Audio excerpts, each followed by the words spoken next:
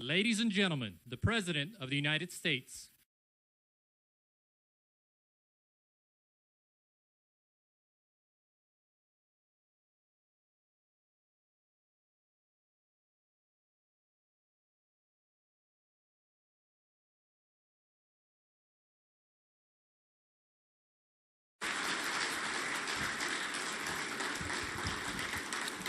Thank you very much. This is great to be with people I truly feel comfortable with. Please sit down.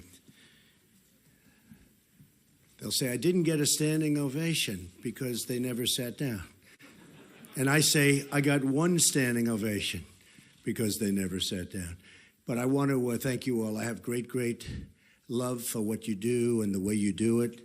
And when I'm with the police chiefs and I'm with the sheriffs of our country, and these are the big ones, these are the really big ones, I just want to thank you very much. And I thought before I spoke about what we're really here to speak about, I would read something to you. Because you can be a lawyer, or you don't have to be a lawyer. If you were a good student in high school or a bad student in high school, you can understand this. And it's really incredible to me that we have a court case that's going on so long. As you know, in Boston, we won it with a highly respected judge and a very strong opinion. But now we're in an area that, let's just say, they are interpreting things differently than probably 100% of the people in this room. I'd like to almost know, does anybody disagree when I read this? But I'm going to read what's in dispute, what's in question, and you'll see this. It's INA 212F 8 USC 1182F. Suspension of entry or imposition of restrictions by the president.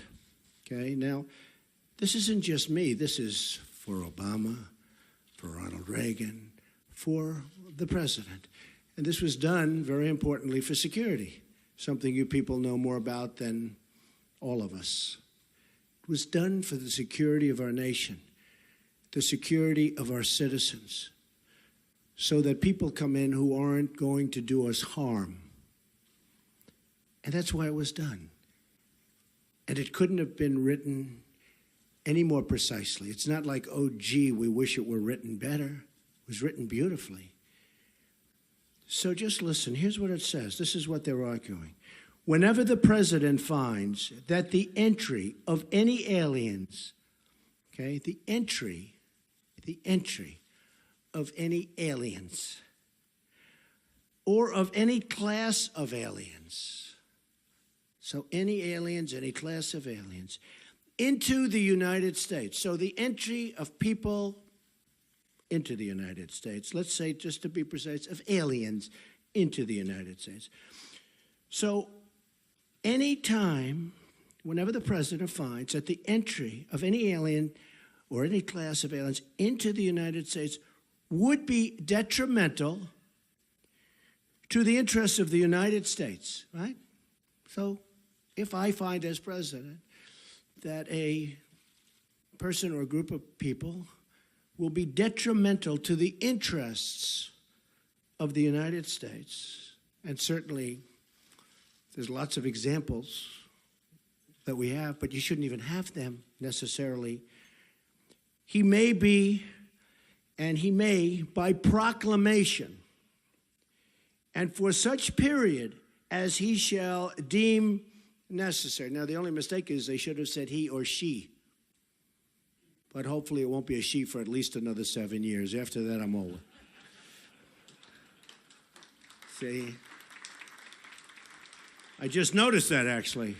Just noticed it. I'm saying, whoa, this is not politically correct. It's correct, but it's not politically correct, you know. This is the old days. He may, by proclamation, and for such period as he shall deem necessary. So here it is. People coming in. Suspend the entry of all aliens, right? That's what it says. It's not like, again, a bad high school student would understand this. Anybody would understand this. Suspend the entry of all aliens or any class of aliens as immigrants or non-immigrants, or impose on the entry of aliens. Okay, so you can suspend the aliens, right? You can suspend the aliens from coming in. Very strong. Or impose on the entry of aliens any restrictions he may deem to be appropriate. Okay. So you can suspend, you can put restrictions, you can do whatever you want. And this is for the security of the country, which, again, you're the chiefs, you're the sheriffs. You understand this. And I listened to lawyers on both sides last night, and they were talking about things that had just nothing to do with it. I listened to a panel of judges, and I'll comment on that. I will not comment on the statements made by certainly one judge. But I have to be honest that if these judges wanted to, in my opinion, help the court in terms of respect for the court, they do what they should be doing. I mean, it's so sad. They should be, you know, when you read something so simple and so beautifully written and so perfectly written, other than the one statement, of course, having to do with he or she. But when you read something so perfectly written and so clear to anybody, and then you have lawyers, and I watched last night in amazement, and I heard things that I couldn't believe. Things that really had nothing to do with what I just read. And I don't ever want to call a court biased, so I won't call it biased. And we haven't had a decision yet. But courts seem to be so political, and it would be so great for our justice system if they would be able to read a statement and do what's right. And that has to do with the security of our country, which is so important. Right now, we are at risk because of what happened. General Kelly is an extremely talented man and a very good man. Now Secretary Kelly, Homeland Security. We are doing our job. He's a great man.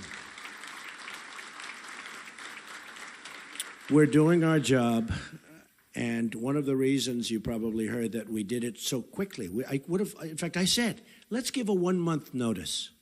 And then law enforcement, and General Kelly was so great because he said, we totally knew about it. We knew about everything. We do things well. We did things right. But the law enforcement people said to me, oh, you can't give a notice, because if you give a notice, you're going to be really tough in 1 month from now or in 1 week from now. I suggested a month, then I said, well, what about a week? They said, no, you can't do that, because then people are going to pour in before the toughness goes on. Do you people agree? I mean, you know more about law than anybody, law enforcement. So I wanted to give like a month. Then I said, well, what about a week? They said, well, then you're going to have a whole pile of people, perhaps, with very evil intentions coming in before the restrictions. So there it is, folks. It's as plain as you can have it. I didn't, and I was a good student. I understand things. I comprehend very well, okay? Better than, I think, almost anybody. And I want to tell you, I listened to a bunch of stuff last night on television that was disgraceful. It was disgraceful. Because what I just read to you is what we have. And it just can't be written any plainer or better. And for us to be going through this, and by the way, a highly, highly respected judge in Boston ruled very strongly in our favor. You heard that. In fact, I said to my people, why don't you use the Boston case? And there were reasons why they couldn't use the Boston case. This one came later, various reasons. But use the Boston case. And I won't read that, but there were statements made by that judge who, again, highly respected, that were right on. They were perfect. They were perfect. So I think it's sad. I think it's a sad day. I think our security is at risk today, and it will be at risk until such time as we are entitled and get what we are entitled to as citizens of this country, as chiefs, as sheriffs of this country. We want security. One of the reasons I was elected was because of law and order and security. That's one of the reasons I was elected. Also, jobs and lots of other things. But I think one of the strongest reasons is security. And they're taking away our weapons one by one. That's what they're doing. And you know it, and I know it, and you people have been very unhappy for a long period of time. And I can read the polls maybe better than anybody, because it seems that I understood the polls a lot better than many of the pollsters understood the polls, assuming they were honest polls, which I think probably many of them weren't. I really believe that. But we need security in our country. We have to allow you folks to do your job. You're great people, great men and women. And we have to allow you to do your jobs. And we have to give you the weapons that you need. And this is a weapon that you need. And they're trying to take it away from you, maybe because of politics or maybe because of political views. We can't let that happen. So with that, let's get on to business, right? That's really something. Thank you.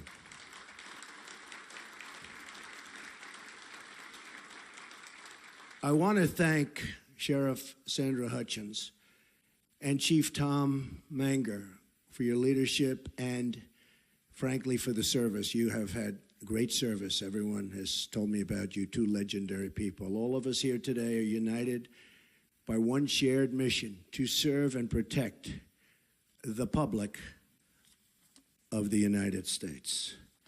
During my campaign for president, I had the chance to spend time with law enforcement officials all across our country. They're the most incredible people you will ever meet. And I just wanted to say to all of them right now, from the bottom of my heart, thank you, thank you, thank you.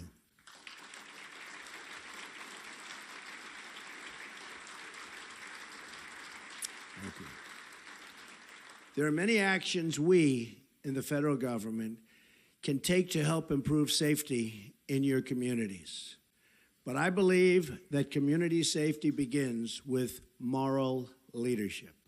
Our police officers, sheriffs, and deputies risk their lives every day, and they're entitled to an administration that has their back.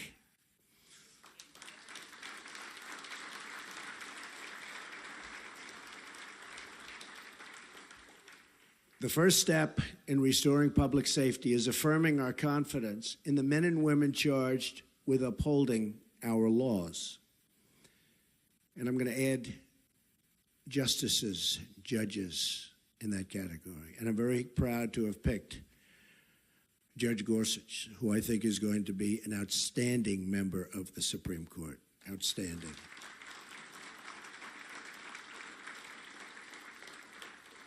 So I'd like to begin my remarks with a declaration issued to all of you and delivered to every member of the law enforcement community all across the United States. My message today is that you have a true friend in the White House. You have. I stand with you. I support our police. I support our sheriffs. And we support the men and women of law enforcement.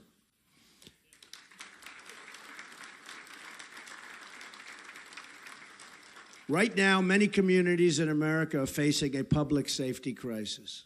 Murders in 2015 experienced their largest single-year increase in nearly half a century.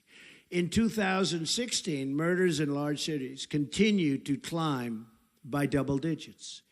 In many of our biggest cities, 2016 brought an increase in the number of homicides, rapes, assaults, and shootings.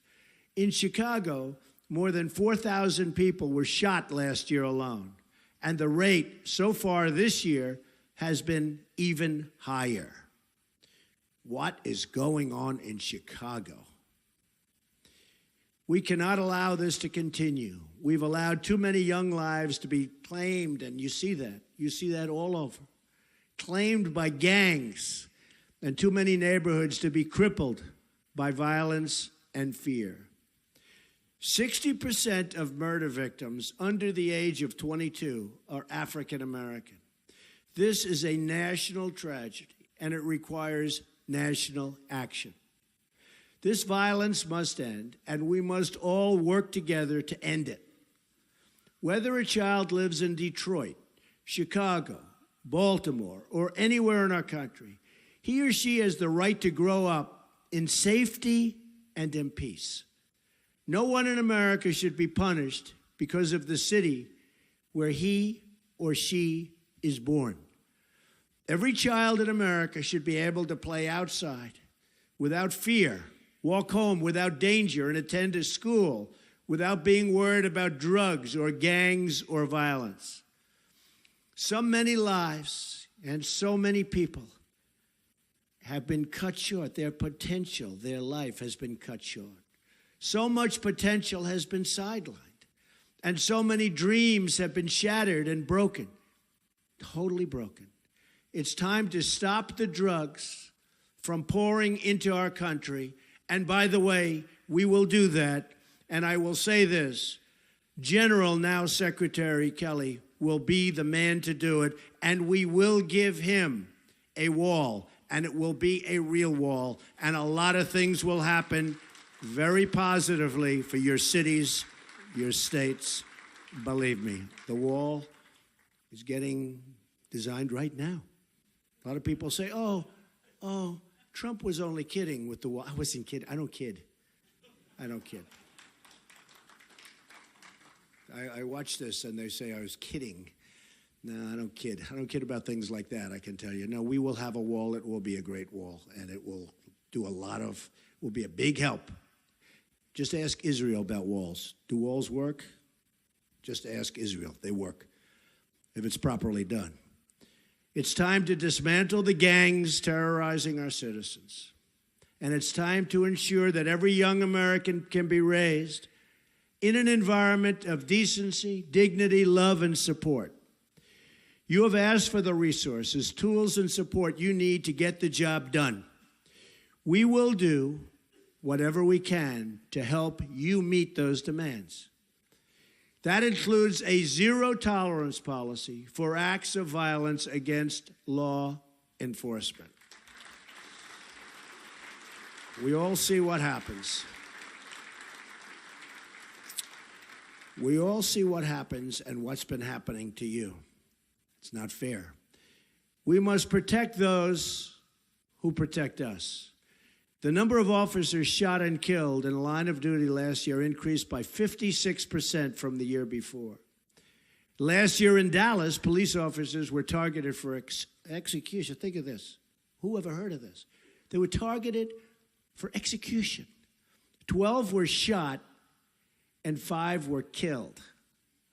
These heroic officers died as they lived, protecting the innocent, rushing into danger, risking their lives for people they did not even know, but for people that they were determined to save. Hats off to you people.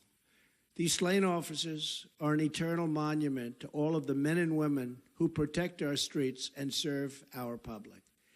We will not forget them, and we will not forget all of the others who made that final sacrifice in the line of duty. God has blessed our nation to put these heroes among us.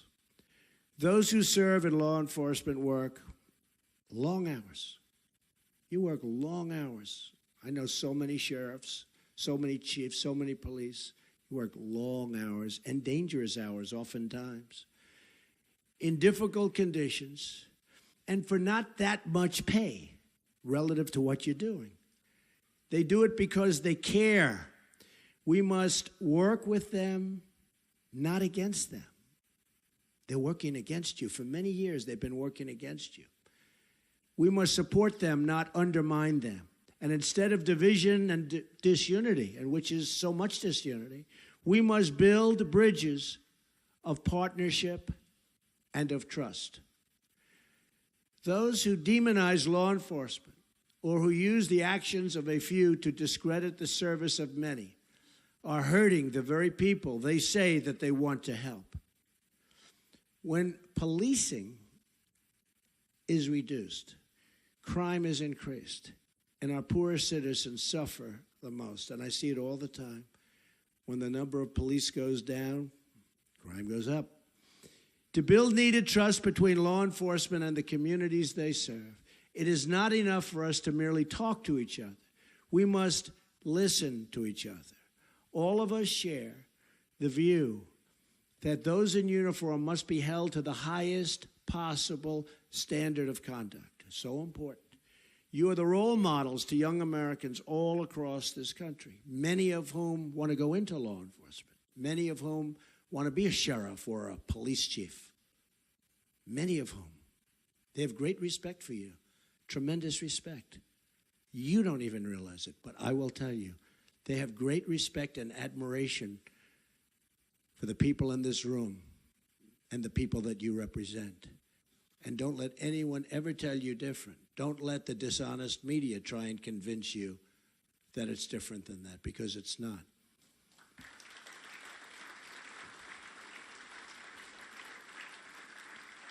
That is why our commitment to law and law enforcement also includes ensuring that we're giving departments the resources they need to train, recruit, and retain talent.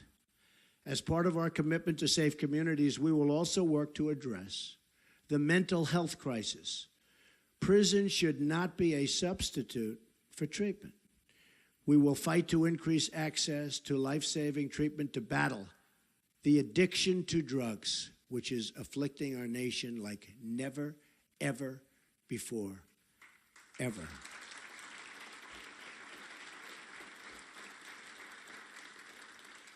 I've been here 2 weeks. I've met a lot of law enforcement officials. Yesterday, brought them into the Oval Office. I asked a group, what impact do drugs have in terms of a percentage on crime? He said 75 to 80%. It's pretty sad. We're going to stop the drugs from pouring in. We're going to stop those drugs from poisoning our youth, from poisoning our people. We're going to be ruthless in that fight. We have no choice. And we're going to take that fight to the drug cartels and work to liberate our communities from their terrible grip of violence. You have the power and knowledge to tell General Kelly, now Secretary Kelly, who the illegal immigrant gang members are. Now, you have that power because you know them. You're there. You're local. You know the illegals. You know them by their first name. You know them by their nicknames. You have that power. The federal government can never be that precise, but you're in the neighborhoods. You know the bad ones. You know the good ones. I want you to turn in the bad ones. Call Secretary Kelly's representatives, and we'll get them out of our country and bring them back where they came from, and we'll do it fast.